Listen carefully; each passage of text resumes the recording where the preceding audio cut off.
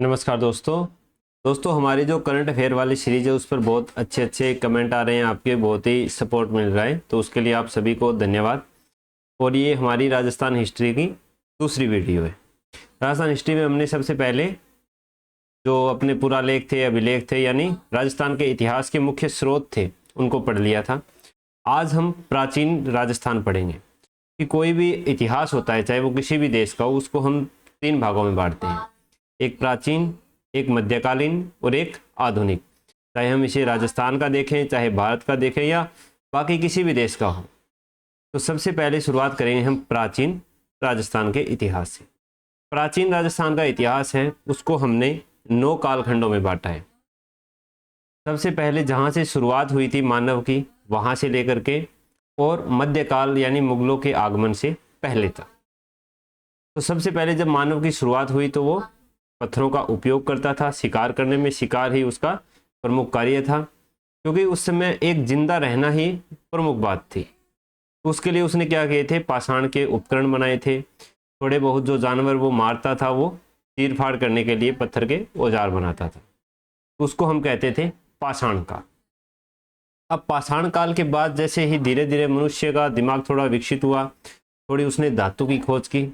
तो सबसे पहले जो धातु खोजी गई थी वो थी दोस्तों तांबा। इसके बाद आया दोस्तों फिर ताम्र पाषाण काल। पहला पाषाण काल हो गया, दूसरा ताम्र पाषाण काल। फिर तांबे के अंदर एक ऐसी धातु मिली टिन, कि तांबे में टिन मिलाने पर हमें क्या प्राप्त होता है, कांसा प्राप्त होता है। उसको बोला गया फिर कांस्य युग या कांस्य काल। लेकिन कांस्य युग तक क्या था, सारे मनुष्य थे वो अलग अलग रहते थे, आराम से रहते थे, कोई ऐसा राज्य निर्मित नहीं हुआ था। क्योंकि तब तक एक तो खेती के इतने ज़्यादा औजार नहीं बने थे, क्योंकि कांसा है वो एक मुलायम धातु होती है, उससे हम खेती के बढ़िया औजार नहीं बना सकते। फिर खेती करने के लिए उस समय बहुत ज़्यादा जंगल थे, पेड़ों को काटना पड़ता था, तो उसके लिए कोई भी हमारे पास उपकरण नहीं था। तो इसके बाद मानव ने खोजा लोहा। लोहा जब से खोजा गया, उस युग को बोला गया लोह युग। लोहे की खोज के बाद जो मानव का सामाजिक जीवन था, उसके अंदर बहुत सारे परिवर्तन हुए। लोहे की खोज से हमें नए नए कृषि उपकरण है वो बनाने लग गया, हल वगैरह बनाने लग गया। कुल्हाड़ी उसने बनाई लोहे की, जिससे उसने जंगल साफ करके खेती के लिए जगह बनाई। उसके साथ वो पशुपालन भी करने लग गया। फिर लोहे से क्या बने, लोहे से हथियार भी बनने शुरू हुए। लोहे के आगमन के बाद ही जो राज्य थे छोटे छोटे, जिनको हम जन बोलते थे, फिर जनपद में बदले, फिर जनपद महाजनपद में बदले। तो ये सारी शुरुआत कहाँ से हुई, लोह युग से। तो जैसे ही लोहे के उपकरण बनाए, हथियार बनाए, जन से जनपद बने, जनपद से महाजनपद बने, तो उसके बाद आता है महाजनपद काल। फिर महाजनपद काल है, उसके बाद जो सबसे बड़ा पूरे भारत में एक क्षेत्र जिसका अधिकार हुआ था, वो हुआ था मौर्य काल में। पूर्व से पश्चिम तक, उत्तर से दक्षिण तक एक ही राज्य था, मौर्य राज्य। उसके बाद जैसे ही वो राज्य समाप्त हुआ, भारत था उसमें अलग अलग छोटे छोटे राज्यों में बंट गया, तो उसके बाद को कहते हैं मौर्योत्तर काल। फिर उसके बाद फिर से एक बार पूरे भारत के ऊपर एक ही राजवंश का शासन हुआ, उस काल को बोलते हैं गुप्त काल। फिर उस राजवंश के पतन के बाद वापस से भारत है वो कई अलग अलग राज्यों में विभाजित हुआ, तो उन सबको बोलते हैं गुप्तोत्तर काल। तो ये 9 कालखंडों में जितना हमारा राजस्थान से संबंधित है चीज़ें, उतना ही हम इस प्राचीन राजस्थान के अंदर अध्ययन करेंगे। कौन से हो गए, सबसे पहले पत्थर, पाषाण काल। उसके बाद तांबे की खोज, ताम्र पाषाण काल। उसके बाद कांसा, कांस्य युग। उसके बाद लोहा, लोह युग। उसके बाद महाजनपद, महाजन के बाद मौर्य काल, मौर्य के बाद मौर्योत्तर काल, मौर्योत्तर के बाद गुप्त काल, और गुप्त काल के बाद गुप्तोत्तर काल। इन सब का जितना हमारे राजस्थान से रिलेटेड है वो हम देखते हैं। तो शुरुआत करते हैं दोस्तों पाषाण काल से। पाषाण काल के जो उपकरण थे वो मैं बता चुका हूँ आपको। ये छोटे बहुत ऐसे नहीं है कि हस्त कुठार है, इसको हैंड एक्स बोलते हैं। ये नहीं है कि पत्थर की कुल्हाड़ी, जैसी कुल्हाड़ी हम आज के टाइम देख रहे हैं वैसी कुल्हाड़ी प्राप्त हुई है, नहीं। कोई एक ऐसा पत्थर था जिसको थोड़ा बहुत तराश करके, तीखा बना करके, ताकि कोई भी जानवर है, जंगली जानवर उस समय आता था शुरू में, तो उसको भगाने के लिए, या कोई जानवर है उसको मारने के लिए, क्योंकि आदमी में इतना दिमाग आ गया था कि पास जाने से अच्छा है कि हम दूर से ही उसको मार दें। तो ये हैंड एक्स वगैरह मिलती है। ये राजस्थान में सबसे पहले 1870 ईस्वी में C.A. हैकेट को मिली थी। कहाँ से? जयपुर और इंद्रगढ़ से, दो जगह से मिली थी। ऐसे ही उपकरण एक था सेटनकार, जिसको झालावाड़ से प्राप्त हुए थे, और बी आलचिन को कहाँ से प्राप्त हुए थे? जालोर से। तो ये शुरुआत हुई थी पाषाण काल की राजस्थान के अंदर, जो हमने चीजें प्राप्त की उसकी। इसके बाद देखते हैं पाषाण काल के केंद्र। तो पाषाण काल के दो मुख्य केंद्र हैं, एक है दोस्तों बागोर भीलवाड़ा और दूसरा है तिलवाड़ा बाड़मेर। बागोर भीलवाड़ा है, यहाँ पर सबसे प्राचीन सभ्यता मिल रही है, पाषाणकालीन सभ्यता, तो इसलिए इसको कहा जाता है प्राचीन सभ्यताओं का पालना। पालना यानी झूला जिसको बोलते हैं, प्राचीन सभ्यताओं का पालना बागोर भीलवाड़ा को बोला जाता है। उत्खननकर्ता कौन थे इसके? इसके उत्खननकर्ता थे वीरेंद्रनाथ मिश्र। बागोर जो भीलवाड़ा है इसके भी वीरेंद्रनाथ मिश्र हैं, और तिलवाड़ा बाड़मेर है उसके भी वीरेंद्रनाथ मिश्र हैं। यानी जो पाषाण काल की सभ्यता है उसका उत्खनन किसने किया? वीरेंद्रनाथ मिश्र ने किया है। फिर यहाँ से साक्ष्य यानी चीजें क्या क्या प्राप्त होती है। सबसे पहले तो पाषाण काल है तो लघु पाषाण उपकरण, कोई छोटे मोटे हैंडेक्स वगैरह, कोई पत्थर है, कोई तीखा है, कोई गोलाकार है, इस प्रकार के पत्थर प्राप्त हुए हैं। फिर पशुपालन के साक्ष्य भी मिले हैं, जानवरों की हड्डियां वगैरह, क्योंकि उसको पता चल गया था कि जैसे मान लो कि कोई शेर है, बकरी के पीछे घूम रही है, आदमी गुफा में बैठा है, बकरी दौड़ती दौड़ती कहाँ पर आ गई? गुफा के पास आई। उस समय फिर उसने क्या किया? जैसे तैसे शेर को भगा दिया, बकरी वहीं खड़ी रह गई, शेर तो चला गया। अब उसने सोचा कि ये बकरी तो अपने पास आ गई, बकरी को मार के खा लिया। तो उसके ये दिमाग में आया चीज़ कि क्यों ना हम ऐसे जो खाने वाले अपने पशु हैं इनको अपने पास ही रखें, पालते रहें। तो एक जगह से कई सारे पशुओं की हड्डियाँ मिली, तो इसका मतलब वहाँ पर थोड़ा बहुत पशुपालन शुरू हो गया था। शव के साथ खाद्य सामग्री एवं बर्तन मिले हैं, यानी ये पुनर्जन्म में विश्वास रखते थे कि मान लो अब तो मर गया, आगे फिर जन्म होगा तो इसको कोई दिक्कत नहीं आनी चाहिए। खाद्य सामग्री थोड़ा बहुत मांस मछली जो भी था वो रखते थे, बर्तन भी रख देते थे मिट्टी के पत्थर के, तो ये पुनर्जन्म में विश्वास रखते थे। कृषि के भी साक्ष्य मिले हैं, एक तांबे की छेद वाली सुई मिली है, और लोह उपकरण भी यहाँ से प्राप्त हो रहे हैं, क्योंकि धीरे धीरे कोई भी चीज़ है वहाँ पर, यानी ये एक कैसा है, ये एक कंटिन्यूस स्टेज है। ये नहीं है कि यहाँ पर पाषाण काल में था बाद में ये बस्ती उजड़ गई, ऐसा नहीं है। पाषाण काल में भी इस बस्ती में आदमी रहते थे, वो आदमियों का दिमाग जैसे जैसे विकसित हुआ, उन्होंने ताम्र पाषाण में भी कदम रखा और बाद में कांस्य युग में भी कदम रखा, और लोह युग तक वो बस्ती ऐसे नहीं है कि वहाँ पर कोई विनाश हुआ था, वो बस्ती कंटिन्यूस चल रही थी। अब है कि बागोर में ये जो उत्खनन हुआ है ये एक विशेष स्थान पर हुआ है जिसको बोलते हैं महासतियां, महासतियों का टीला भी बोलते हैं इसको। इस स्थान पर उत्खनन किया गया है। तो बागोर में कहाँ पर है? ये महासतियां में। तो ये हो गया अपना बागोर। बागोर को प्राचीन सभ्यताओं का पालना बोलते हैं। उत्खनन किया था वीरेंद्रनाथ मिश्र ने।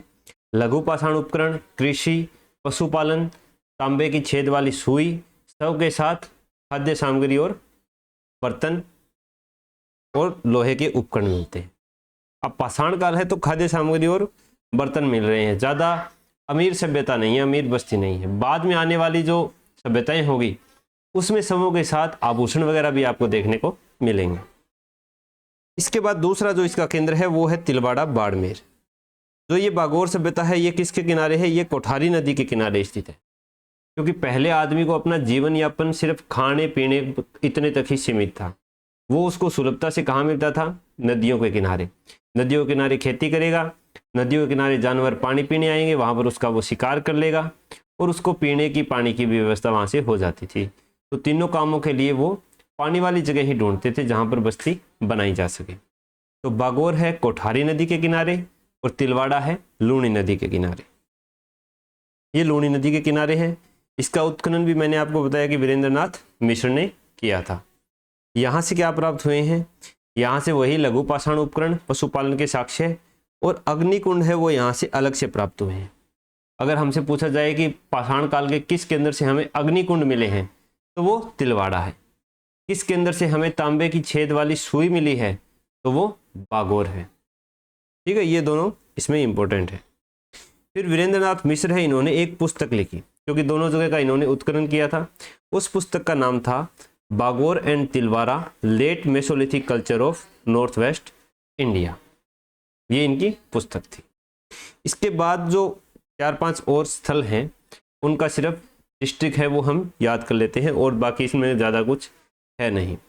पंचभद्रा है बाड़मेर में, बूढ़ा पुष्कर है अजमेर में, जायल नागौर में, डीडवाना कुचामन में आ गया, सोजत और दनेरी कहाँ पर है, पाली में है। तो ये हो गए इसके अलग से उपकरण। पाषाण काल अपना इतना ही था। बागोर और तिलवाड़ा इसमें 2 मुख्य थे। दोनों का उत्खनन वीरेंद्रनाथ मिश्र ने करवाया। बागोर कोठारी नदी के किनारे, तिलवाड़ा लूणी नदी के किनारे। तिलवाड़ा में अग्निकुंड मिले हैं और बागोर में तांबे के छेद वाली सुई मिली है। पाषाण काल अपना हो गया है खत्म। इसके बाद आता है ताम्र पाषाण काल। ताम्र पाषाण काल का मतलब पाषाण काल के उपकरण भी मिलेंगे और तांबे के उपकरण भी मिलेंगे, यानी सभ्यता है वो थोड़ी सी क्या हो गई है, एडवांस मिलेगी पाषाण काल से। इस काल के अधिकतर जो केंद्र हैं वो बनास नदी के किनारे हैं। कौन सी नदी के किनारे, बनास, इसलिए इसको बनास सभ्यता भी कहते हैं। आहड़ इस सभ्यता का प्रमुख केंद्र था, इसलिए इसको आहड़ सभ्यता भी कहा जाता है। तो ताम्र पाषाण काल में बनास सभ्यता आहड़ सभ्यता एक ही है। अब देखते हैं इसका जो प्रमुख केंद्र है आहड़, वो आहड़ कहाँ पर है, उदयपुर में है। कौन सी नदी के किनारे है, आयड़ या बेडस नदी के किनारे है। अब ये आयड़ या बेडस वाला चक्कर तो आपको पता ही होगा कि उदय सागर झील से पहले इसको क्या बोलते हैं, आयड़ बोलते हैं, और बाद में इसको बेडस बोला जाता है। आहड़ का प्राचीन नाम था आघाटपुर या आठपुर, और यहाँ पर जो जिस एकदम एक्यूरेट स्थल का उत्खनन हुआ है उसको बोलते हैं धूलकोट। जैसे बागौर में महासतियों का टीला था ना, वैसे ही आहड़ में क्या है, धूलकोट है। 3 उत्खननकर्ता हैं इनके, एक है अक्षय कीर्ति व्यास, रतनचंद्र अग्रवाल, HD सांकलिया, हसमुख धीरज सांकलिया। इन 3 लोगों के द्वारा इसका उत्खनन करवाया गया। साक्ष्य क्या क्या मिले हैं, यहाँ पर तांबे की भट्टियां प्राप्त हुई है, इसलिए इसको क्या बोला गया, ताम्रवती नगरी बोला गया। काले एवं लाल मृद भांड प्राप्त हुए हैं, जिनको स्थानीय भाषा में क्या बोलते हैं, गोरे या कोठ बोला जाता है। संग्रहण के लिए, कोई भी अनाज वगैरह के लिए इस प्रकार के। यहाँ पर रंगाई छपाई उद्योग के अवशेष प्राप्त हुए हैं। बाट प्राप्त हुए हैं। यहाँ से बाट मिलना कहीं से, इसका मतलब नापतोल होता था, चीजें बेची खरीदी जाती थी, तो इसका मतलब ये एक व्यापारिक केंद्र था। तो ये एक व्यापारिक केंद्र था। यहाँ से मिला है लाजवर्द। लाजवर्द एक प्रकार का नीले रंग का पत्थर है दोस्तों, जो कहाँ पर मिलता है, अफगानिस्तान में मिलता है। अफगानिस्तान का नीले रंग का पत्थर है, वो आहड़ में मिल रहा है। इसका मतलब इनका व्यापार था वो कहाँ तक था, अफगानिस्तान तक भी व्यापार होते थे। अफगानिस्तान वाले इधर लाजवर्द लाते थे, बदले में यहाँ से तांबा वगैरह लेके जाते थे। बिना हत्थे का जल पात्र मिला है। अपने साइड हम देखते हैं कि जितने भी मग हैं, जग हैं, सब में क्या है, हत्थे लगे होते हैं। बिना हत्थे का जल पात्र कहाँ की पहचान है, ईरान या पर्शिया। तो ईरान या पर्शिया से भी इसके जो व्यापारिक साक्ष्य हैं वो मिलते हैं। एक अपोलो के चित्र वाला सिक्का मिला है। अपोलो क्या है, अपोलो यूनान का एक देवता है, सूर्य भगवान जैसा, उसका सिक्का मिला है। इसका मतलब यूनान से भी व्यापार होता था। शव के साथ आभूषण, शव के साथ आभूषण कहाँ मिल रहे हैं, आहड़ में, ताम्र पाषाण संस्कृति में। और शव के साथ खाद्य सामग्री और बर्तन कहाँ मिल रहे थे, बागौर में, पाषाण काल में। ठीक है। बैल की मरीन मूर्ति मिली है, जिसको क्या बोला जाता है, बनासियन पुल। अब बैल की मरीन मूर्ति यहाँ भी मिली है। बैल की मरण मूर्ति 1-2 जगह आगे भी मिलेगी, जैसे कालीबंगा में भागते हुए बैल की मरण मूर्ति है, यहाँ पर सीधे बैल की मरण मूर्ति है, जिसको क्या बोला जाता है, बनासियन बोल मिले हैं। मकानों की पत्थर की नींव है, लेकिन जो दीवार है वो कच्ची ईंटों की है, और ईंटों में मजबूती के लिए ये क्वार्ट्ज मिलाते थे। क्वार्ट्ज के अवशेष मिले हैं, ताकि कच्ची ईंटें हैं लेकिन मजबूत रहे। कच्ची ईंटों में मतलब एक तो जैसे पहले क्या होता था, तालाब वगैरह था, उसके आसपास चिकनी मिट्टी होती थी, तो ईंटें वहाँ पर बनाते थे। फिर उसको अगर हम भट्टे के अंदर, आग के अंदर तपाएंगे तो वो पक्की ईंटें होंगी, लेकिन उसे हम सीधा धूप में सुखा करके सीधा ही उससे मकान बनाएंगे तो वो कच्ची ईंटें होंगी। यहाँ पर एक ही जगह से 6 चूल्हे मिले। 6 चूल्हे का क्या मतलब है कि या तो यहाँ पर संयुक्त परिवार था, या यहाँ पर कोई सामूहिक भोज करवाया जाता था, या कोई धर्मशाला वगैरह थी, या कोई व्यापारी वगैरह आते थे तो उनको रोक करके एक साथ भोजन वगैरह करवाए जाते थे, ऐसी व्यवस्था रही होगी। इन 6 चूल्हों में एक चूल्हा ऐसा है जिसके दोनों साइड मुंह है, यानी दोनों थोड़ा लंबा है, दोनों साइड अलग अलग चीज़ें पका सकते हैं। 6 चूल्हों का भी यही मतलब है कि ज़्यादा लोग हो गए तो एक पे कोई खीर बना रहा है, एक पे कोई हलवा बना रहा है, एक पे कोई दाल बना रहा है, एक पे रोटी बना रही है, इस प्रकार से यूज होते थे। तो ये संयुक्त परिवार या सामूहिक भोजन की ओर संकेत देता है। एक 2 मुंह वाला चूल्हा हो गया, पास में ही सिलबट्टा मिला है एक पत्थर का, कुछ कूटने वगैरह के लिए, मसाले वगैरह कूटने। अब है इम्पोर्टेंट चीज़ कि जो आहड़ वाले हैं वहाँ से कौन से फसलों के साक्ष्य मिले हैं। तो ये 3 फसलें खाते थे, गेहूं, चावल और ज्वार, इन 3 के साक्ष्य मिले हैं। गेहूं, चावल और ज्वार, 4 ऑप्शन दे देंगे, बोल देंगे कि इनमें से कौन सी अनाज है वो आहड़ सभ्यता के लोग परिचित नहीं थे। तो ये 3 से तो परिचित थे, चौथा कोई और दे देगा, जैसे कोई मूंग दे दिया, कोई बाजरा दे दिया, तो बाजरा वगैरह से परिचित नहीं थे। गेहूं, चावल और ज्वार से साक्ष्य मिले। इसके बाद इसका दूसरा है केंद्र गिलूंड, जो कहाँ पर उड़ता है, राजसमंद में पड़ता है। इसके उत्खनन करता है बीबी लाल, वी.एस. शिंदे और ग्रेगरी पोसन। इसका जो स्थान है वो है मोडिया मगरी। बागोर का क्या था, महासतियां। आहड़ का क्या है, धूलकोट। गिलूंड का क्या है, मोडिया मगरी। यहाँ से पक्की ईंटें प्राप्त हुई है, थोड़े बढ़िया एडवांस लोग थे। 5 प्रकार के मृद भांड प्राप्त हुए, काले, पीले, लाल धारी, काली धारी, इस प्रकार के। मिट्टी के खिलौने बने हैं, पत्थर की गोलियां हैं और हाथी दांत की चूड़ियां हैं। हाथी दांत की चूड़ियां हैं, ये इंपॉर्टेंट है। हाथी दांत की चूड़ियां कहाँ से प्राप्त हुई है, गिलूंड राजसमंद से।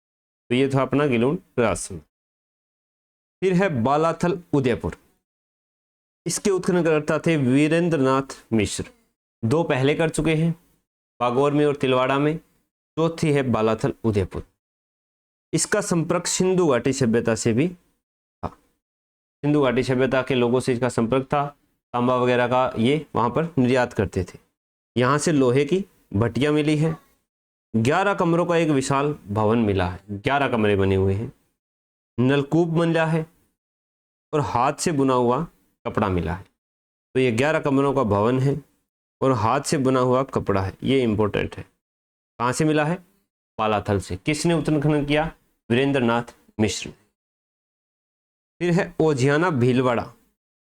उत्खननकर्ता बी.आर. मीणा, आलोक त्रिपाठी। साक्ष्य है गाय व बैल की मृण मूर्तियां मिली है। गाय व बैल दोनों की मृण मूर्तियां कहाँ से मिली है, ओझियाना से। केवल बैल की मृण मूर्ति कहाँ से मिली है, आहड़ से। ये 2 चीजें आपको याद रखनी। इसके बाद 2 केंद्र हैं, भगवानपुरा उदयपुर और रोजदी गुजरात। तो ये हो गए ताम्रपाषाण काल के आहड़, गिलूंड, बालाथल और ओझियाना। ये 4 क्या है, इंपॉर्टेंट है। पाषाण काल के बागोर और तिलवाड़ा, ये 2 इंपॉर्टेंट थे। अब प्रवेश करते हैं हम कांस्य युग के अंदर। कांस्य युग में इस काल के अधिकतर केंद्र सिंधु नदी के पास थे, यानी जो सिंधु घाटी सभ्यता बोलते हैं, यही कांस्य युग था। सिंधु नदी के किनारे होने के कारण इसको क्या बोला गया, सिंधु घाटी सभ्यता। फिर जब सबसे पहले इसकी खुदाई हुई तो वो कहाँ पर हुई थी, हड़प्पा के अंदर। तो हड़प्पा इसका सबसे पहला उत्खनित स्थल था, इसलिए इसको हड़प्पा सभ्यता भी बोला गया। उसके बाद किसकी खुदाई हुई, मोहनजोदड़ो। तो हड़प्पा, मोहनजोदड़ो उस समय खुदाई हुई भारत के पार्ट थी। फिर हो गया अपना पार्टीशन, पाकिस्तान अलग हो गया, भारत अलग हो गया। हड़प्पा मोहनजोदड़ो कहाँ चले गए, पाकिस्तान। हम अपनी किताबों में लिखते थे कि सिंधु घाटी सभ्यता स्थल हमारे भारत में है हड़प्पा मोहनजोदड़ो। पाकिस्तान ने बोला कि भाई एनसीईआरटी चेंज करो, हमारे हो गए हैं ये। तो फिर हमने खोज होनी शुरू हुई एक ऐसी नदी जो प्राचीन काल में विलुप्त हो गई थी, जिसको बोलते हैं सरस्वती नदी। तो फिर राजस्थान में और गुजरात में ऐसे बहुत से स्थल प्राप्त हुए जो सिंधु घाटी सभ्यता से संबंधित थे। अब सरस्वती नदी के किनारे भी इसके स्थल मिले, इसलिए इसको सिंधु सरस्वती सभ्यता भी कहा जाता है। तो इसको सिंधु घाटी सभ्यता, हड़प्पा के कारण इसको हड़प्पा सभ्यता, और केंद्र सरस्वती नदी के किनारे भी मिले तो सिंधु सरस्वती सभ्यता भी बोला जाता है। इसका जो राजस्थान में सबसे प्रमुख स्थल है वो है कालीबंगा। कालीबंगा का शाब्दिक अर्थ आपको पता ही है, काली चूड़ियाँ। कौन से डिस्ट्रिक्ट में है? हनुमानगढ़ डिस्ट्रिक्ट में। कौन सी नदी के किनारे है? हनुमानगढ़ में एक ही नदी है, घग्गर नदी, उसके किनारे है। ओरेलस्टाइन ने घग्गर नदी का सर्वेक्षण किया था। सबसे पहले एलपी टेस्टिटोरी थे, इन्होंने कालीबंगा की जानकारी दी। किसको दी थी उस समय? गंगा सिंह जी को। गंगा सिंह जी को दी थी क्या? शायद गंगा सिंह ही थे उस समय, बीकानेर के अपने राजा थे, तो उनको दी थी कि यहाँ पर खुदाई में बहुत चीज़ें मिल रही है। तो गंगा सिंह बोले भी कोई सोना चांदी कुछ मिल रहा है? घड़े वड़े? बोले ऐसी चीज़ें नहीं है, ईंटें मिल रही है कच्ची पक्की। बोला ये तो नहीं चाहिए, तो उस समय कुछ नहीं हो सका। फिर 1953 में अमलानंद घोष ने कालीबंगा की खोज की। फिर 3 लोग इसके उत्खनन करता थे, बीबी लाल, बीके थापर, एमडी हरे। इन लोगों ने कालीबंगा का उत्खनन किया। कालीबंगा का उत्खनन है वो 5 सत्रों में मिलता है हमें। 5 सत्र का क्या मतलब होता है? पहले नीचे, फिर उसके ऊपर, फिर उसके ऊपर, फिर उसके ऊपर, ये कंटिन्यू मिलता है। इसका क्या मतलब है? इसका मतलब है कि हम देखते हैं अपने आसपास गांव में खास तौर से कि जो बहुत पुराने मकान है वो आजकल क्या है, गली से 3-3 फुट नीचे चले गए, 4-4 फुट। जैसे आज मैं कोई मकान बनाऊंगा तो जो मेरे पिताजी ने जो मकान बनाया है उससे मैं 2 फुट ऊपर ही बनाऊंगा, हम भर्ती करके, मतलब रेत वगैरह डाल के उससे ऊपर बनाते हैं। हमारी आने वाली पीढ़ी होगी वो हमारे मकानों से भी 2 फुट और भर्ती करके ऊपर बनाएगी। गांव में तो ये पहले बहुत चलता था कि जो पड़ोसी ने जो हम मकान बनाया है उससे 2 फुट ऊपर ही छत है वो उठानी है, उससे 2 फुट ऊंचा होना चाहिए, ये सिस्टम है। तो इसी प्रकार ये सभ्यता भी क्या थी? कंटिन्यू थी। तो 2 स्तर मिले हैं, जो शुरू वाले सबसे नीचे वाले वो है प्राक हड़प्पा, यानी ये हड़प्पा सभ्यता से भी पहले के हैं। और जो ऊपर के 3 हैं, 3, 4, 5, ये है विकसित हड़प्पा। ये पहले 2 है प्राक हड़प्पा और फिर है 3, 4, 5 विकसित हड़प्पा के। यहाँ पर 5 स्तरों का उत्खनन हुआ। ऐसा ही ऐसा सिस्टम कहाँ पर हमें मिलता है? पाकिस्तान में कोट दिज्जी के अंदर बिल्कुल कालीबंगा के समान ही व्यवस्था हमें देखने को मिलती है। तो ये भी पूछ सकते हैं। दशरथ शर्मा जो हैं अपने इतिहासकार, ये कालीबंगा को सिंधु घाटी सभ्यता की तीसरी राजधानी बनाते हैं, क्योंकि बहुत सी चीजें मिली है। पहली कौन सी होगी? हड़प्पा, दूसरी मोहनजोदड़ो, तीसरी है कालीबंगा। कौन बोलते हैं? दशरथ शर्मा जी। कैसी व्यवस्था थी? जो नगर था वो 2 भागों में विभाजित था, एक पूर्वी भाग, एक पश्चिमी भाग। जो पश्चिमी भाग था उसको बोलते थे दोस्तों दुर्ग। यहाँ पर कौन थे? बड़े बड़े लोग रहते थे, ठीक है। जैसे अपने दिल्ली में रहते हैं ना सारे, जो प्रधानमंत्री आवास हो गए, जितने भी देशों के राजदूत हो गए, वो सारे एक जगह हैं। वैसे ही ये एक जगह रहते थे पश्चिमी भाग में, यहाँ पर प्रशासनिक भवन थे। बाकी जनता पूर्वी साइड रहती थी, जिसको निचला भाग बोलते थे, और यहाँ पर सामान्य भवन मिले हैं। फिर पूर्वी साइड में भी क्या था कि ये जो पूर्वी साइड में ये हिस्सा है, दक्षिणी पूर्वी हिस्सा, यहाँ से हमें क्या मिले हैं? जुते हुए खेत के साक्ष्य मिले हैं, और 2 फसलें बोई जाती थी एक साथ। दोनों हैं ये अलग अलग प्रकोटे से है गिरे हुए हैं। जो दोनों भाग हैं इनके 4 दीवारी अलग अलग थी, एक ही 4 दीवारी में नहीं थे, दोनों अलग अलग 4 दीवारी थी। इसका मतलब आपस में आने जाने में रेस्ट्रिक्शन भी रहा कि नगर के लोग, जो अपना निचले नगर के लोग हैं, वो जल्दी से जो पश्चिमी भाग है जहाँ पर प्रशासनिक भवन बने हुए, वहाँ पर जल्दी से नहीं जा पाते थे। साक्ष्य क्या है? यहाँ से मिली है हमें तांबे की चूड़ियाँ।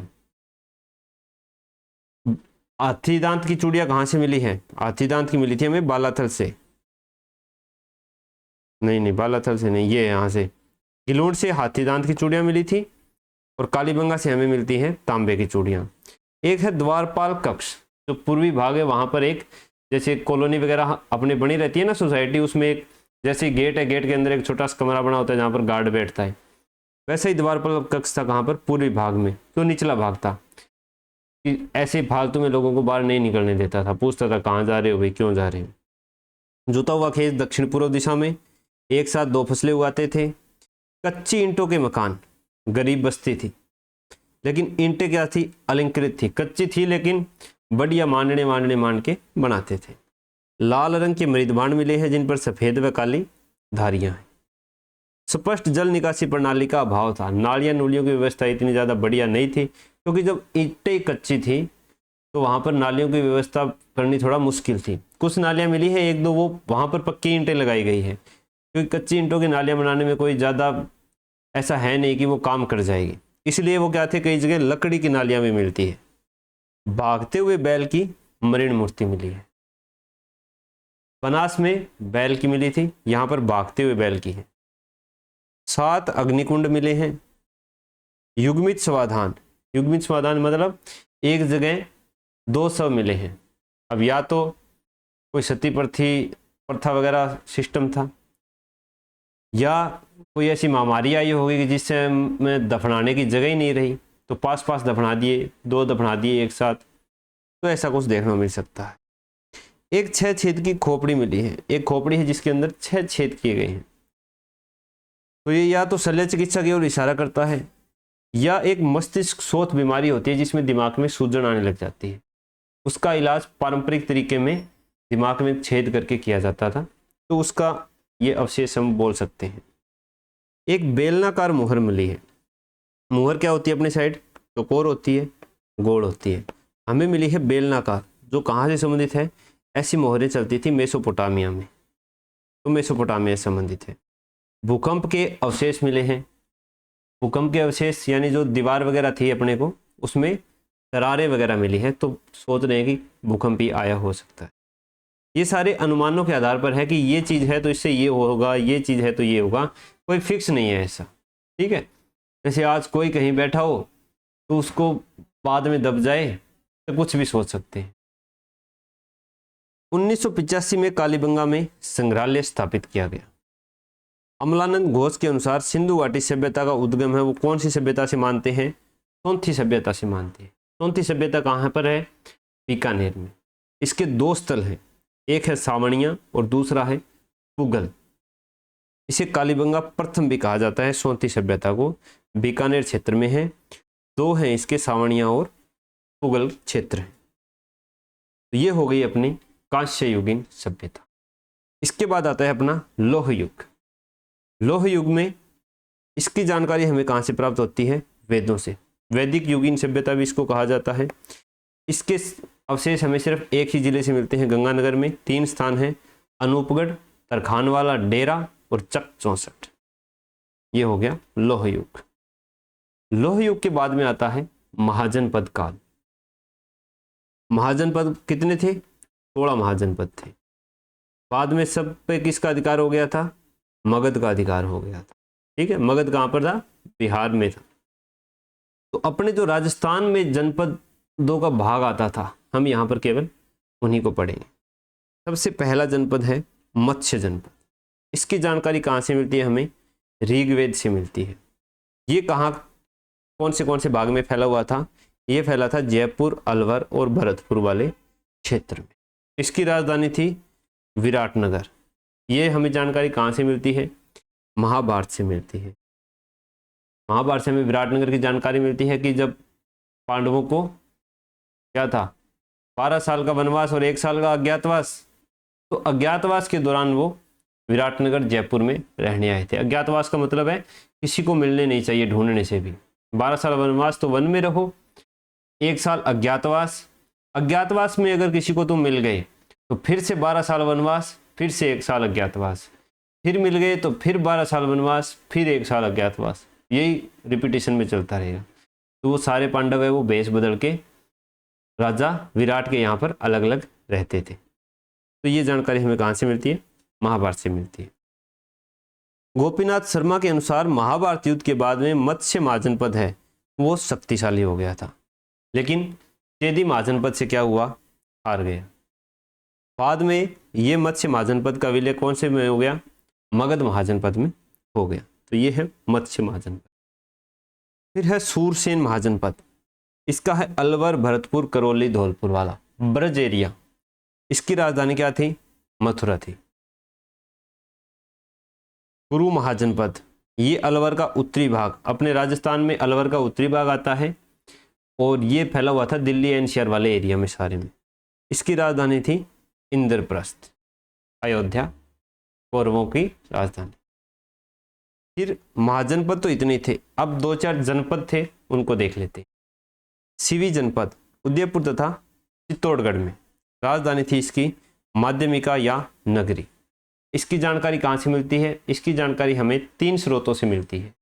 एक महाभारत, दूसरा अष्टाध्यायी, तीसरा महाभाष्य। अष्टाध्यायी किसकी रचना है? पाणिनि की रचना है। किस बारे में यह ग्रंथ है? ये व्याकरण का ग्रंथ है, संस्कृत व्याकरण का। महाभाष्य क्या है? महाभाष्य अष्टाध्यायी का ही सरल रूप है जो पतंजलि ने लिखा था। तो इन 3 जगहों से हमें माध्यमिका नगरी की जानकारी मिलती है। माध्यमिका नगरी किसका केंद्र था? जैन केंद्र भी था, बौद्ध भी था और वैष्णव या बौद्ध भागवत संप्रदाय भी यहाँ पर था। जैन, बौद्ध और वैष्णव। कार्लाइल ने नगरी की खोज की और नगरी में ही राजस्थान का पहला उत्खनन हुआ था। नगरी राजस्थान का पहला उत्खनित स्थल है। किसने की खोज? इसकी उत्खनन D.R. भंडारकर और K.B. सौंदर राजन के द्वारा किया गया। क्या क्या मिला है? सिवी जनपद के सिक्के मिले हैं। एक शिव मंदिर मिला है जो गुप्त काल का है, यानी ये बाद में बनाया गया था। चक्रधार कुएं मिले हैं। चक्रधार कुएं हैं जिनको सामान्यतः वेस्टेज के लिए यूज किया जाता था, कुछ भी उनमें डालने के लिए, इतने ज़्यादा गहरे भी नहीं है। इसके बाद आता है मालव जनपद जो टोंक तथा जयपुर का भाग पड़ता है। मालव जनपद सभ्यता को खेड़ा सभ्यता भी कहते हैं क्योंकि ये एक ग्रामीण सभ्यता टाइप की थी, तो खेड़ा सभ्यता बोला जाता है। राजधानी थी इसकी नगर। उत्खनन करता थे श्री कृष्णदेव। यहाँ से क्या क्या मिला है? यहाँ से हमें शुरू में ही हमने बात किया था सिक्कों के अंदर कि यहाँ से मालव जनपद के कितने सिक्के मिले हैं? 6000 सिक्के मिले हैं। किसको मिले थे? कार्लाइल को मिले थे। पहली वीडियो अगर आपने ध्यान से देखी होगी तो आपको पता होगा। फिर 5 यहाँ पर मृण मूर्तियाँ मिली है। एक मृण मूर्ति है महिषासुर मर्दिनी की, दूसरी है एक मुखी शिवलिंग की, फिर है लक्ष्मी, दुर्गा, गणेश। ये 5 मूर्तियां यहाँ से मिली है। फिर है योद्धेय जनपद। योद्धेय जनपद हमारे उत्तर में था। श्रीगंगानगर, हनुमानगढ़ वाले क्षेत्र इसमें आते थे और इन्होंने कुषाणों के साथ युद्ध किया था जिसमें योद्धेयों ने कुषाणों को हराया था। और कुषाणों को हराया था, ये किसकी उपाधि धारण करते थे? ये वीर की उपाधि धारण करते थे। अब इस बात का पता हमें कहाँ से चलता है? ये पता चलता है हमें गुजरात का एक शक राजा था रुद्रदामन, उसके गिरनार जूनागढ़ अभिलेख से हमें ये जानकारी मिलती है। अब आप सोचोगे कि गुजरात कहीं रह गया, श्रीगंगानगर, हनुमानगढ़ ऊपर कहीं रह गए, तो गुजरात का जो राजा है वो ये योद्धेयों के बारे में क्यों लिख रहा है कि इन्होंने कुषाणों को हराया, इन्होंने वीर की उपाधि दान करते थे? इसने इसलिए लिखा कि कुषाण थे वो बहुत ज़्यादा शक्तिशाली थे, लेकिन योद्धेय थे वो उससे भी ज़्यादा शक्तिशाली थे। योद्धेयों ने कुषाणों को हरा दिया और योद्धेय वीर की उपाधि धारण करते थे, लेकिन मैंने रुद्रदामन ने योद्धेयों को भी हरा दिया। यानी इनडायरेक्टली रूप से इसने यही कहा कि भाई मैं सबसे शक्तिशाली हूँ, क्योंकि योद्धेयों ने कुषाणों को हराया और मैंने किसको हरा दिया? योद्धेयों को हरा दिया। तो ये इस प्रकार से इनडायरेक्टली रूप से अपने आप को बड़ा बताने के लिए इन्होंने इस बात की जानकारी दी। फिर है साल्व जनपद, अलवर का क्षेत्र था। मत्स्य महाजनपद में भी अलवर का क्षेत्र आता था, तो इसका मत्स्य महाजनपद के साथ सीमा विवाद चलता रहता था। अर्जुनायन, सीकर, अलवर, भरतपुर और राजन्य भरतपुर वाला क्षेत्र था। ये हो गए अपना महाजनपद। इसके बाद आता है मौर्य काल।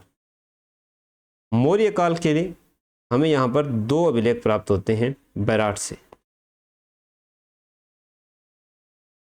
मौर्य काल का शासक शुरुआत किसने की थी? चंद्रगुप्त मौर्य ने। सबसे प्रतापी शासक कौन सा हुआ जो सबसे चर्चित रहा? वो था अशोक।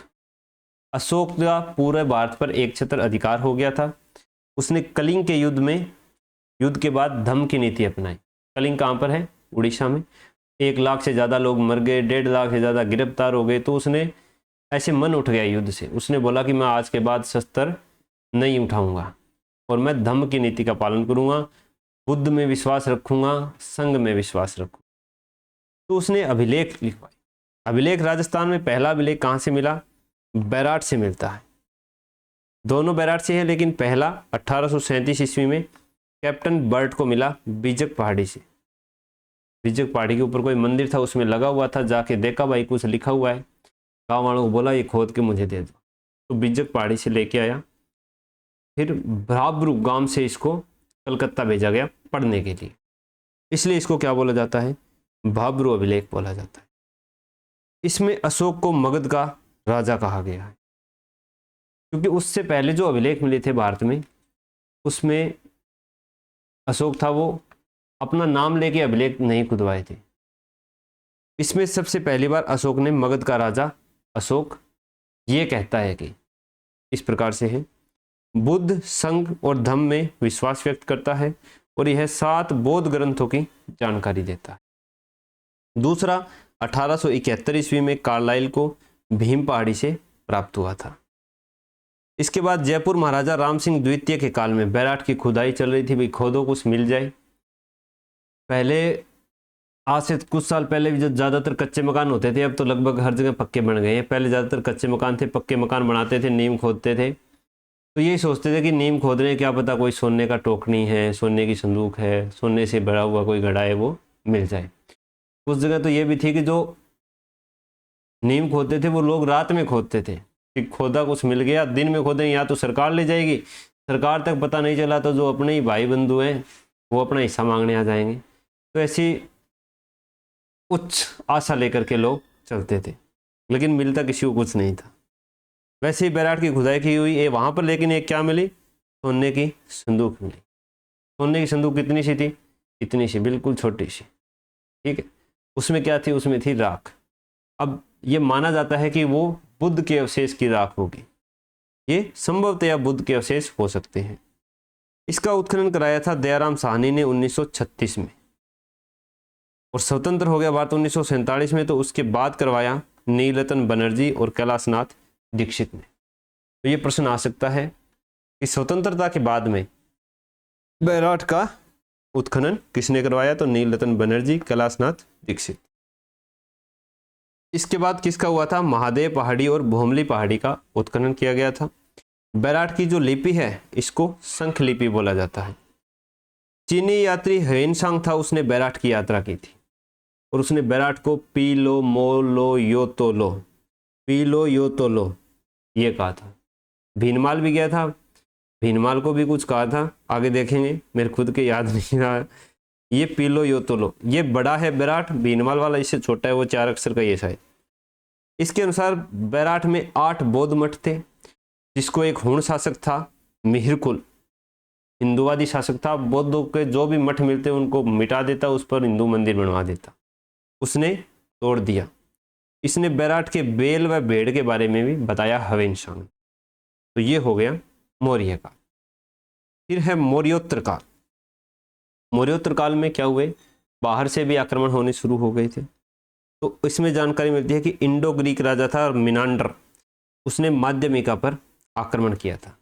ये जानकारी हमें कहाँ से मिलती है? पतंजलि की पुस्तक है महाभाष्य, वहाँ से मिलती है। 28 सिक्के मिले हैं हमें इंडो ग्रीक शासकों के, इसमें से 16 सिक्के किसके हैं? मिनांडर के हैं। कहाँ से प्राप्त होते हैं? बैराट से प्राप्त होते हैं। उत्खनन करता है इसके रतन चंद्र अग्रवाल, इसके नौ के भरतपुर। साक्ष्य क्या मिले? लोहे के कृषि के उपकरण मिले। यहाँ पर भी हमें चक्रदार कुएं देखने को मिलते हैं। 2 कुषाण शासक हुइस्क और वासुदेव, इनके हमें सिक्के मिले हैं। एक यक्ष की मूर्ति मिली है, जिसका नाम क्या दिया है हमने? जाख बाबा दिया है। ये सूंग काल का था। फिर एक मौर्योत्तर काल में है रंग महल हनुमानगढ़। उत्खनन करता है डॉक्टर हन्ना रीड स्वीडन, ये एक महिला थी स्वीडन की। ये कुषाण सभ्यता के समकालीन थी। उसने लिखा था ना गिरनार अभिलेख में राजा रुद्रदामन ने कि कुषाणों को हराते थे, तो उन्हीं के समकालीन थे। यहाँ पर लाल मृदभांड जिन पर काली धारियां बनी हुई है वे प्राप्त हुए हैं। चावल के साक्ष्य मिले हैं। गुरु शिष्य की मूर्ति है, ये स्टार मार्क लगा लीजिए। गुरु शिष्य की मूर्ति कहाँ से मिलती है? रंग महल हनुमानगढ़। और मिट्टी की खिलौना गाड़ी। फिर आता है गुप्त काल। गुप्त काल का केंद्र आया अपने बयाना, यहाँ पर समुद्रगुप्त ने अधिकार किया था। अब ये गुप्त काल में राजधानी क्या थी? मगध ही थी, बिहार में। इतनी दूर आके शासन किया, किसी को सौंप के गया वो था विष्णुवर्धन। कौन से वंश का था? वरिक वंश का था। ये समुद्रगुप्त का क्या था, सामंत था। इसने बयाना में एक भीमलाट का निर्माण करवाया, एक स्तंभ का निर्माण करवाया, जिसको हम समुद्रगुप्त का विजय स्तंभ भी बोलते हैं, और यह राजस्थान का पहला विजय स्तंभ है। 1921 गुप्तों के सिक्के हमें मिले थे। प्रतिहार राजा था लक्ष्मण सेन, उसकी पत्नी थी चित्रलेखा, उसने बयाना में एक उषा मंदिर का निर्माण करवाया था। मध्यकाल में बयाना है वो नील की खेती के लिए प्रसिद्ध था। ये इंपॉर्टेंट है, ये इंपॉर्टेंट लगा लेना। फिर है बड़वा 12 का अभिलेख, यह मोखरी वंश की जानकारी देता है। यहाँ से 4 स्तंभ प्राप्त होते हैं। एक कोई यज्ञ का सिस्टम बना हुआ है, उसके आसपास ऐसे 4 स्तंभ है, 4 में से एक खाली है और 3 पर कुछ ना कुछ लिखा हुआ है, तो 3 लेख युक्त है। बाड़ोली चित्तौड़, हूण राजा मिहिरकुल ने यहाँ पर शिव मंदिर का निर्माण करवाया। चारचौमा कोटा, यहाँ पर एक शिव मंदिर है जिसमें चौमुहा शिवलिंग है। ये हो गया अपना गुप्त काल। अब है गुप्तोत्तर काल। गुप्तों के बाद में इसको राजपूत काल भी बोलते हैं क्योंकि राजपूतों का उदय हो रहा था। पूर्व मध्यकाल भी बोलते हैं क्योंकि मध्यकाल से जस्ट पहले का है, गुप्त काल से जस्ट बाद का है। त्रिपक्षीय संघर्ष काल भी बोलते हैं क्योंकि इसमें प्रतिहार, राष्ट्रकूट और पाल वंश आपस में कन्नौज पर अधिकार के लिए लड़ाई कर रहे थे। प्रतिहार अपने पश्चिम के थे, राष्ट्रकूट दक्षिण, पाल बंगाल बिहार की साइड से थे। बात करते हैं भीनमाल की। भीनमाल कहाँ पर है, जालोर। यह चावड़ा राजपूतों की राजधानी थी और एक विद्या का केंद्र था। चावड़ा राजाओं ने माघ और ब्रह्मगुप्त, ये 2 लेखक कह लीजिए, कवि कह लीजिए, इनको संरक्षण दिया था। इनके समय ह्वेनसांग ने भी भीनमाल की यात्रा की थी और इसने बोला है पीलो मोलो। भीनमाल को क्या बोला है, पीलो मोलो। और किधर गया वो, पागोर, बैराट, बैराट को क्या बोला था, पीलो योतोलो। पीलो मोलो, पीलो योतोलो, ठीक है। कालांतर में प्रतिहारों ने भीनमाल पर अधिकार कर लिया था। चावड़ा राजपूत थे, बाद में प्रतिहार आ गए। उत्खननकर्ता रचन चंद्र अग्रवाल है। यहाँ से शक सिक्के मिले हैं, रोमन एम्फोरा और यूनानी 2 हत्थी सिराही मिली है जिसके 2 हत्थे हैं। माघ की पुस्तक का नाम है शिशुपाल वध और ब्रह्मगुप्त की 2 पुस्तकें हैं, ब्रह्मस्फुट सिद्धांत और खंड खाद्यक। ब्रह्मगुप्त को भारत का न्यूटन भी कहा जाता है। एक मिला है मानसरोवर चित्तौड़ अभिलेख 713 ईस्वी का। इसमें 4 मौर्य राजाओं की जानकारी मिलती है। कौन से, महेश्वर, भीम, भोज और मान। ये मान राजा था, इसी ने ये मानसरोवर झील का निर्माण करवाया, मानसरोवर नाम पड़ा। कणसवा कोटा शिवालय अभिलेख 738 ईस्वी। यह राजा धवल की जानकारी देते हैं, मौर्य राजा धवल। अब मौर्य तो आप सोच रहे हो कि कब के खत्म हो गए, अभी भी क्या थे, छुटपुट थोड़े बहुत थे, वो बचे हुए थे छोटे छोटे क्षेत्रों में, इतने ज़्यादा शक्तिशाली नहीं थे। तो राजा धवल वाला जो ये कणसवा शिवालय अभिलेख है, ये मौर्यों के बारे में अंतिम जानकारी देता है राजस्थान। राजौरगढ़ अलवर अभिलेख 960 ईस्वी। यह मथन देव प्रतिहार की जानकारी देता है जो कि कन्नौज के महिपाल प्रतिहार का सामंत था। अन्य पुरातात्विक स्थल हैं इसके रेंड, टोक, केदारनाथ, पुरी ने इसका उत्खनन करवाया। यहाँ से बहुत सारे लौह उपकरण मिले, तो इसको प्राचीन भारत का टाटानगर बोला जाता है। शिष्य की मालव जनपद की मोहर मिली है, पगड़ी पहने महिला की मृण मूर्ति मिली है और 115 चक्करदार कुएं मिले। गणेश्वर सीकर की सभ्यता कांतली नदी के किनारे रतनचंद्र अग्रवाल ने कराया। यहाँ पर तांबे के ढेर मिले हैं, तो इसको ताम्र संचयी सभ्यता कहा जाता है और ताम्र युगीन सभ्यताओं की जननी भी कहा जाता है। ताम्रवती नगरी बैराट थी, ये ताम्र संचयी सभ्यता, ताम्र युगीन सभ्यता। साक्ष्य तांबा जो निर्यात होता था हड़प्पा एवं मोहनजोदड़ो को। मकान बनाने में पत्थरों का प्रयोग और पत्थर के बांध मिले हैं, संभवतः बाढ़ से बचने के लिए। फिर है सुनारी सभ्यता झुंझुनू, कांतली नदी के किनारे वैदिक कालीन बस्ती है। लोहे की भट्टियां मिली है, प्राचीनतम लोहे की भट्टियां हैं, इससे पुरानी लोहे की भट्टियां कहीं नहीं है। चावल, शंख की चूड़ियां और घोड़े से खींचे जाने वाले रथ मिले हैं। जोधपुरा सभ्यता है जयपुर में है, जोधपुर में नहीं है, साबी नदी के किनारे है। धरतूल घाट की सभ्यता भी इसको कहा जाता है, यहाँ भी लोहे की भट्टियां मिली है। परोर श्रीगंगानगर प्राचीन सरस्वती नदी के किनारे है। प्राक हड़प्पा, विकसित हड़प्पा दोनों मिलती है। लाजवर्द के मणके मिलते हैं। पहले पत्थर मिला था, अब मणके बना बना के लोग पहनने लग गए। बटन के आकार की मोहरें मिलती है। ईसवाल कहाँ पर है? उदयपुर। ये जितने आगे वाले हैं ना, इसमें ज़्यादातर हमसे यही पूछेगा कि ये पुराने स्थल है, सभ्यता स्थल है, वो किस जिले में है। औद्योगिक बस्ती थी। पुराड़ा नागौर औजारों की नगरी कहते हैं क्योंकि यहाँ पर खेती के बहुत ज़्यादा औजार मिले हैं। नलियासर जयपुर सांबर के समीप है, 105 कुषाण सिक्के मिले हैं। फिर है नंदलालपुरा, किराड़ोत और चीथवाड़ी, ये कहाँ पर है? जयपुर में। एलाना जालोर, जाडोल उदयपुर। पिंड पांडलिया चित्तौड़गढ़, मलाह भरतपुर, कोल माहौली सवाई माधोपुर। तो ये थी अपनी लगभग सारी सभ्यताएं जिनके उत्खननकर्ता कहाँ कहाँ क्या क्या मिले, किसके साक्ष्य मिले, ये सारी चीज़ें हमने देखी। इतना अच्छे से मैं आपको समझा तो नहीं पाया, पढ़ा तो नहीं पाया, लेकिन फिर भी कुछ ना कुछ आपकी समझ में आया होगा। ये मैं PDF डाल दूँगा मेरे टेलीग्राम चैनल में, जिसका लिंक मैंने डिस्क्रिप्शन में दिया है। बाकी अपने अमूल्य सुझाव हमें दे सकते हो कमेंट सेक्शन में, और चैनल को सब्सक्राइब कर लेना, बेल आइकन दबा देना, अपने दोस्तों को शेयर कर देना। नेक्स्ट वीडियो में मिलते हैं। करंट अफेयर की मैं डेली क्लास ले रहा हूँ, 2 दिन से काफ़ी अच्छा सपोर्ट मिल रहा है, उसके लिए आपको धन्यवाद। मिलते हैं नेक्स्ट वीडियो में।